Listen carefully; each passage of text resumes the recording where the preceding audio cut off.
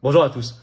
J'ai mené l'enquête à partir de toutes les sources fiables et disponibles sur les premiers pas de Michel Barnier et de son futur gouvernement. Qui le composera? Quel est le rôle réel des oppositions? Comment ça se passe en coulisses? Quels premiers actes de soumission par rapport à l'Union européenne de la part de celui qui a toujours été un ultra-européiste, organisateur de la trahison de Lisbonne et commissaire européen pendant 10 ans? Eh bien, j'ai pas été déçu du voyage. J'ai découvert les premières dingueries, des choses assez incroyables, le rôle trouble des oppositions. Et vous allez voir un projet de casting ministériel assez délirant. Cette grande mascarade, nous allons la décrypter dans cette vidéo parce qu'il faut que cette affaire dure le moins longtemps possible. Il faut que nous, souverainistes, patriotes authentiques, on soit prêts. Et qu'on soit prêts, non seulement prêts, mais dans le rassemblement et dans l'action concrète. C'est d'ailleurs le but exact, c'est pour ça qu'on le fait. Des assises de la souveraineté ce 14 septembre, ce samedi, à Arras. Il y a un lien d'inscription, peut-être la dernière fois aujourd'hui, après on va clôturer les inscriptions, sous la vidéo en description pour Arras, ouvert à tous, adhérents comme non-adhérents, parce que ça va être une journée monumentale, le plus grand événement souverainiste jamais organisé en France. Vous êtes plus de 2500 inscrits. Ceux qui sont venus l'an dernier, encore explosé. Mais vous allez voir, on va être très concret dans cette vidéo, parce qu'il faut démasquer tout de suite l'arnaque, surtout que certains tombent dans le panneau ou veulent tomber dans le panneau pour des raisons obscures en faisant la promotion de Barnier plus ou moins. Et ça, c'est pas acceptable. C'est pas acceptable quand on pense à la France et quand on aime la France. Et quand on pense au peuple français, on peut pas lui mentir comme ça. Donc moi, je vais vous dire les choses dans cette vidéo sur ce qui se passe en ce moment. Merci de partager la vidéo. Pour ça, vous abonnez à cette chaîne YouTube par un petit clic gratuit sur s'abonner en dessous. Ou réabonnez-vous si YouTube vous a désabonné. On m'a encore dit hier qu'il y en avait eu beaucoup. Vérifiez que vous n'avez pas été désabonné par mégarde. Il suffit de recliquer sur s'abonner, un clic gratuit. Hop, vous êtes abonné à la chaîne. Et ça a un rôle considérable sur la diffusion des vidéos. Voilà, pareil, si vous mettez des commentaires, des pouces en l'air, surtout s'abonner. Bien sûr, merci d'avance pour cette petite aide, ce petit soutien. Pour vous, c'est utile aussi parce que si vous appuyez sur la cloche à côté, une fois que vous êtes abonné, vous êtes notifié dès qu'il y a une nouvelle vidéo sur la chaîne. Voilà, vous le savez. Vous le savez, je vous attends, patriotes, j'ai besoin de vous, voilà. Si vous aussi, vous avez envie qu'on brise nos chaînes ensemble, qu'on brise les chaînes de l'oligarchie, du mondialisme et de l'euromondialisme, alors il faut adhérer ou réadhérer dès maintenant. Par le premier lien sous la vidéo en description. Possible, activable dès maintenant. Vous pouvez faire un don au mouvement pour nous aider à financer les assises d'Arras et tout le reste, et nos actions en justice contre Ursula von der Leyen et tout le reste, parce qu'on n'a pas un seul centime de financement public, ni des banques, rien de rien de rien. Juste adhérents, réadhérents, donateurs. Vous pouvez faire un don au mouvement pour tout cela par le deuxième lien sous la vidéo en description dès maintenant. Et les liens sont dès maintenant accessibles sur les-patriotes.fr, notre site. Tout est défiscalisé aux 2/3 de vos impôts. Profitez-en. Voilà, je reparle tout à l'heure. On y va. Gouvernement Barnier, première dinguerie. Rôle trouble des oppositions, premier acte de soumission à Bruxelles. La grande mascarade, pour rester poli. Se paye notre tête, pour rester poli là aussi. Des oppositions. Alors d'abord la Macronie. La Macronie ne sait plus comment se moquer des Français. Alors, il y a un article hallucinant de Politico qui est sorti ce 9 juin sur toutes les manières dont la Macronie essaie de faire croire qu'elle est à moitié une opposition. Vous allez voir cela. Alors Gabriel Attal, qui fut donc Premier ministre, a déclaré à l'adresse de ses députés qu'il y a, je cite, par rapport au gouvernement Barnier, ni volonté de blocage, ni soutien inconditionnel. On retombe dans le nini. Emmanuel Macron et son entourage ont inventé des termes. Ce qu'ils appellent officiellement la coexistence exigeante entre lui et Barnier. Et vous avez même, selon une dépêche AFP, un néologisme inventé par Macron et son entourage, je cite, « Nous sommes en période, nous disent-ils, de cohabitation ». Mélange entre coalition et cohabitation. Cohabitation. Ils savent plus quoi inventer. Vous avez même le ministre de l'Industrie et de l'Énergie démissionnaire, donc Roland Lescure, qui estime être, lui, je cite, c'est dans Politico, dans une forme de majopposition. Majorité-opposition. Donc, si vous n'avez pas le sentiment d'être pris pour des idiots quand on vous parle de cohabitation, de majopposition, de coexistence exigeante, etc., pour tout ça, pour pas vous dire que c'est la même engeance, mais qu'il ne faut pas trop que ça se voit parce que les Français ont voté 3 fois avant et qu'ils n'ont pas voté pour la Macronie, c'est le moins qu'on puisse dire, alors c'est que vous êtes très très gentil, voire très naïf, excusez-moi, mais je pense que vous ne l'êtes pas beaucoup. Si, vous êtes gentil, mais vous n'êtes pas naïf. Nous sommes tous bienveillants, mais pas naïfs, et on n'aime pas être pris pour des idiots. Alors, Le RN, il y a le deal secret. Alors, il a été révélé par le JDD, le journal du dimanche 7 septembre, le titre exclusif, les coulisses du deal secret, donc l'accord secret entre Macron et Le Pen pour la nomination de Barnier à Matignon. Donc, c'est toute une enquête. Je vais vous lire un tout petit chapeau, vous compreniez. Ennemis d'hier, alliés de circonstance aujourd'hui, Macron et Le Pen ont orchestré en secret la nomination de Michel Barnier à Matignon. Dans les coulisses de cette manœuvre, un homme clé, Thierry Solère, proche conseiller du président, agent de liaison entre les deux camps. Bon, c'est déjà Thierry Solère dont le nom était sorti, qui organise les dîners qui ont lieu régulièrement entre des ministres, la Macronie et Jordan Bardella, etc. Et en fait, donc cette enquête révèle qu'il y a eu un coup de fil le 5 septembre, donc c'est tout récent, d'Emmanuel Macron à Marine Le Pen. Et que dedans, pour vraiment lui dire « Ok, donc c'est bon pour Barnier », et que Marine Le Pen, je cite, lui a offert toutes les garanties possibles. Donc l'auteur de l'enquête, donc le journaliste Jules Torres, écrit « Elle a tapé dans la main du président de la République pour la nomination de Michel Barnier ». Et vous avez même cette nouvelle révélation. Je cite dans cet article, « Le Pen s'empresse de rassurer Solère parce que un de leurs députés, Jean-Philippe Tanguy, avait attaqué Barnier dans les médias. Donc la Macronie disait, mais alors l'accord ne tient plus. Donc Le Pen s'empresse de rassurer Solère, qui l'a appelé pour demander, mais qu'est-ce que ça veut dire? Mais Macron se méfie. Il se méfie assez finalement pour décrocher son téléphone et appeler directement Marine Le Pen. Je cite toujours le JDD. Échaudé, Macron exige des garanties.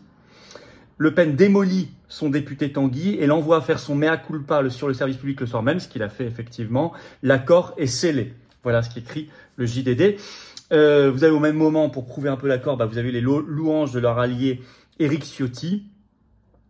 Michel Barnier a une expérience de l'État et respectable, a dit quelques minutes après la passation de pouvoir à Gabriel Attal à Matignon, Éric Ciotti. Onctueuse courtoisie quelques minutes plus tard, c'est Le Point qui raconte tout ça. Je veux naturellement souhaiter une réussite pour la France à Michel Barnier, lui adresser mes félicitations républicaines.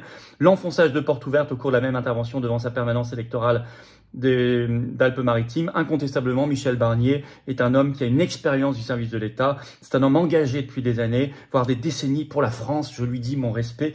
Éric Ciotti, qui rêve de devenir ministre et qui rêvait en fait en juin de devenir, via son alliance de circonstances avec le RN, de devenir ministre. C'est Le Point, le 9 septembre, qui raconte tout ce que je viens de vous lire. Donc on est vraiment dans le... Alors ils essaient tous de se caser en fait, quitte à passer par-dessus bord tout ce qui a pu être un semblant de conviction. Les deux démentent, Macron et Le Pen. Alors pas le coup de fil, mais la teneur donc, de ce que dit le JDD. Et quel est le périmètre exact de cet accord? Est-ce qu'il est que politique? Bon, ça, l'histoire nous le dira peut-être. Alors les gages que pourrait donner la Macronie au RN pour que le RN puisse justifier de ne pas voter la motion de censure, c'est de créer, par exemple, c'est une information qui a été apportée par la presse le 9 septembre, un ministère de l'immigration, ce qu'avait déjà fait Sarkozy, ce qui n'a servi à rien, puisque l'immigration est gérée à 95% par l'Union européenne et la CEDH, comme vous le savez, mais ça permettrait d'avoir un prétexte pour le RN pour ne pas voter la censure. Voilà où on en est. Alors là, il n'y a pas que ça, sur le gouvernement. Y aurait-il Claude Malhuret au gouvernement? Info sortie sur LCI, il était invité ce 8 septembre. Claude Malhuret, je rappelle, il est sénateur, président du groupe Les Indépendants au Sénat. Alors il dit qu'il il a été convoqué par Michel Barnier à Matignon, et il déclare sur LCI, je cite, nous ne ferons pas la fine bouche. Si Michel Barnier souhaite que nous entrions au gouvernement, nous irons sans doute. Je rappelle que Claude Malhuret, c'est le sénateur, vous devez vous en souvenir, qui pendant tout le Covid a le plus insulté les antipasses, les non-vaccinés, en déclarant, je cite, l'idéal serait la vaccination obligatoire. Parlant des non-vaccinés, des non-injectés, il déclare, ce sont eux qui nous mettent en danger. Passe vaccinal à fond, vous vous souvenez. Moi, il m'avait attaqué copieusement, nommément, plusieurs fois. Ceci dit, ça irait bien avec Michel Barnier, parce que je vous rappelle que Michel Barnier avait déclaré plusieurs fois, notamment le 11 juillet 2021 dans les médias, qu'il était favorable à la vaccination obligatoire Covid pour tout le monde. Qu'il a été un grand défenseur du pass sanitaire. Il a même dit qu'il aurait fallu le mettre avant le mois de juillet 2021. Donc ça irait bien ensemble. Claude Malhuret, voilà. Alors, maintien même de ministres macronistes, ça c'est ce que nous apprennent des articles de presse. Par exemple, l'Opinion ce 6 septembre, je cite, Sébastien Lecornu devrait rester ministre des Armées. La Dépêche 8 septembre va encore plus loin. Je cite, Gérald Darmanin, Rachida Dati, Sébastien Lecornu, ces ministres qui pourraient conserver leur poste.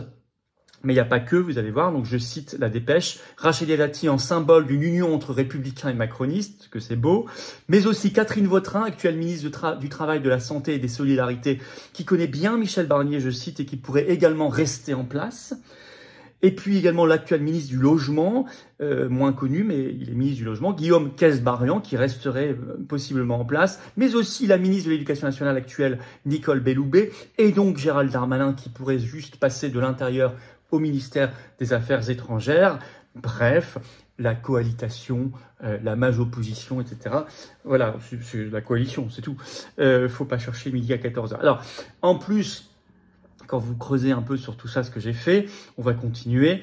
Vous voyez un premier acte de soumission à Bruxelles, très, très majeur, appris par une dépêche AFP ce 8 septembre, le titre « Déficit public 2 points, la France demande un délai supplémentaire à Bruxelles », puisque vous savez que la France, on en a parlé plusieurs fois sur cette chaîne, doit remettre avant le 20 septembre normalement à la Commission européenne, puisque nous sommes de fait sous tutelle, puisque depuis juillet, nous sommes sous procédure de déficit public excessif. On doit remettre notre plan budgétaire pour les 4 ans prochains, les mesures d'austérité, les mesures qu'on s'engage à faire, etc., etc. Sinon, il y a des amendes de 2,7 milliards d'euros par an à payer à l'Union européenne. On doit remettre ce plan à Bruxelles avant le 20 septembre.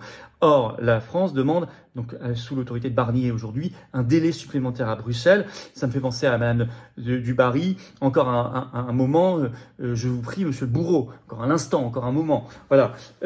Alors, je vais vous citer la dépêche AFP. Un délai pour la France, le gouvernement a demandé à la Commission européenne un peu de temps pour l'envoi de son plan de réduction du déficit public qui devait être envoyé à Bruxelles d'ici le 20 septembre. La France a demandé une telle prolongation pour assurer une cohérence entre le plan et le projet de loi de finances 2025, a déclaré le ministère de l'économie à la tribune du dimanche, sans préciser la durée du délai. Ça vous met immédiatement, on est en position de quémandeur, on quémande, on est en position de faiblesse par rapport à Bruxelles immédiatement. Donc vous voyez qu'on est vraiment là dans la vieille soupe glauque politicienne, la vieille soupe du système. Ils viennent tous y boire, y poser leurs lèvres pour essayer d'y boire un petit peu d'eau croupie. Parfois dans des positions qui ont pu surprendre certains, mais enfin vous voyez, les gens se révèlent à cette occasion. Moi je crois qu'il faut une clarté totale et une rupture totale avec ce système. Les vraies alternatives, les vraies résistances, oppositions réelles qui fonctionnent, on le voit avec le Trumpisme, avec Farage au Royaume-Uni et ailleurs, sont celles qui sont, ou sur d'autres continents, en opposition réelle, en rupture totale. Et il faut l'être avec tout ça, on ne peut pas accepter ça, c'est la trahison de la France en permanence, la compromission, les enfumages de toutes parts. La seule clarté possible, c'est la rupture totale. Bah, c'est évidemment de rompre avec ces gens-là, mais c'est le sortir de ce système oligarchique par le Frexit en premier, et par la rupture avec toute l'organisation mondialiste supranationale. Vous voyez, on va beaucoup en parler de tout ça, avec toutes les tables rondes sur la sortie de l'UE, de l'euro, de l'OMS, de l'OTAN, les libertés, les médias, etc. À Arras, le 14 septembre, il y a toujours le lien d'inscription sous la vidéo en description qui va se clôturer dans quelques heures. Et puis, merci de partager cette vidéo parce qu'il faut ouvrir les yeux de nos compatriotes. Pour cela, vous pouvez aider à une meilleure diffusion de la vidéo. Ça va être automatique dans les algorithmes de YouTube. Si vous êtes abonné à la chaîne plutôt que pas abonné, elle va mieux circuler. Pour s'abonner à la chaîne, c'est facile, ou réabonner. C'est juste un petit clic gratuit ici sur s'abonner. Hop, c'est fait. Voilà. Alors oui, il y a Arras, mais la veille, vendredi 13 septembre à 19h, on est en direct sur cette chaîne. Toutes vos questions en direct, toute l'actu, sans tabou. Soyez là. Pas de problème. Le direct, il sera quand même là. Je serai sûrement en direct d'Arras, on verra. Voilà. Je vous attends en tout cas, patriotes. J'ai besoin de vous là dès maintenant.